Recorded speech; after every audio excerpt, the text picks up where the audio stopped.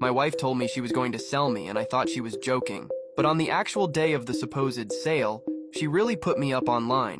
The ad read, "This is my husband, a good-for-nothing, lazy freeloader with no income. If you're interested in owning a useless man with no backbone, feel free to make an offer. Services are at the buyer's discretion, $200 per day, or $50,000 for a lifetime deal. Whoever buys his future will have him exclusively, and I'll divorce him on the spot.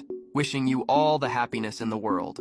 She posted it as a joke to humiliate me, but she never expected someone, an actual wealthy woman, to take her up on it.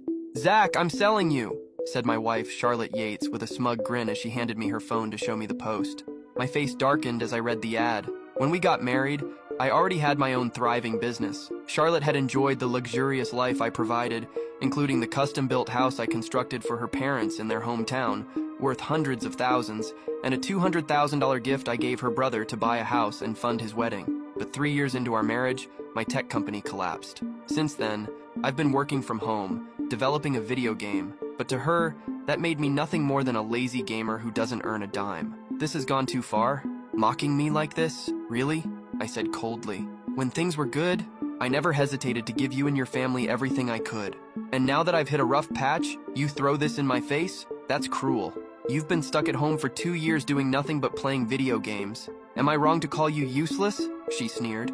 I clenched my fists, my frustration boiling over. "I'm working on developing a game. How many times do I have to tell you? Once it takes off, everything will change." "Stop kidding yourself, Zach. Things won't change. Look at you," she shot back, her words dripping with disdain. "How can you be so sure of that?" I challenged. "Just look in a mirror," she snapped. "You look like a hobo. The only difference between you and a beggar is your clothes. And yet, you talk about changing things?" I swallowed my anger, trying to stay calm. "My time is dedicated to developing the game, Charlotte. You know that." "Enough with your excuses," she said, grabbing her bag and heading for the door. "It's 8 at night. Where are you going?" I asked. "To work, obviously. How else do you think we're paying the rent?" she retorted coldly. "After my company collapsed, the bank repossessed our house. I'll pay the rent," I yelled after her. She didn't even bother responding, slamming the door behind her. I lit a cigarette, trying to calm my nerves. After a moment, I put on my delivery helmet, opened the delivery app on my phone, and waited for an order. Before long, I received a request for crawfish, and the customer even left a $50 tip with a note, asking me to peel the crawfish upon arrival. I picked up the order and made my way to the customer at a karaoke bar called Galactic Lounge. 30 minutes later, I stood outside room 808.